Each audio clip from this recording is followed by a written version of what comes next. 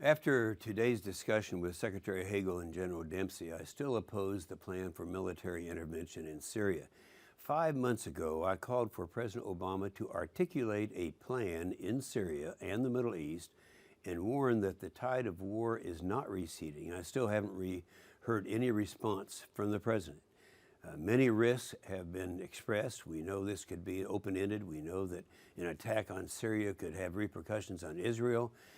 But no one is talking about the dissemination of our military. Sure, today we can afford to launch 30 cruise missiles into Syria, but we can't ignore that such an attack on another country is an act of war. The state of our military today cannot afford another war. We will not be able to defend America. You know, I warned this 4.5 years ago, the first budget message from this president. I went to Afghanistan so I get national attention responding. In that first budget, he did away with our only 5th-generation fighter. He did away with our ground-based interceptor in Poland, did away with our lift capacity, the C-17, did away with our ground capability. And that was all in one budget. Now, the president has disseminated our military by cutting, in addition to that, the budget by $487 billion and putting another $500 billion more on the chopping block with his sequestration.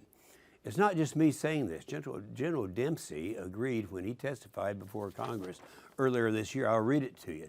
This is General Dempsey. He's chairman of the Joint Chiefs of Staff. He says, "Our military is being put on a path where the force is so degraded and so unready that it could be immoral to use force."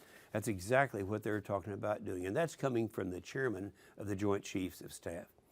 As a superpower, we have a responsibility to follow through on what we say and ensure the security of our allies and partners. We must also ensure our military has the means to fulfill those responsibilities. Our president has failed to live up to those responsibilities. For years, the president has known about the grave national security threats in the Middle East, not only in Syria, but also in Iran. Since 2007, our intelligence, and this wasn't even classified, our intelligence has warned us that Iran will have a nuclear weapon and a delivery system by 2015. That's less than 2 years away. All the while, Obama continues to reduce our ability to defeat those threats. Now the president is proposing another contingency operation, even without a hint of reversing course on his irresponsible defense cuts that will continue over the next 9 years. He can't have it both ways, gutting our military and still expecting it to protect our national security. We've been through this before. They said, "Oh, it will be limited," but let's not forget the failed efforts of former President Clinton in 1998. He sought to punish Saddam Hussein through a limited bombing campaign, remember that, for violating UN sanctions over the development of weapons of mass destruction. After surviving 4 days of attacks, Saddam Hussein emerged unscathed and in fact stronger to continue his reign of brutality. So we've tried cruise missile diplomacy before. It doesn't work. We know it doesn't work.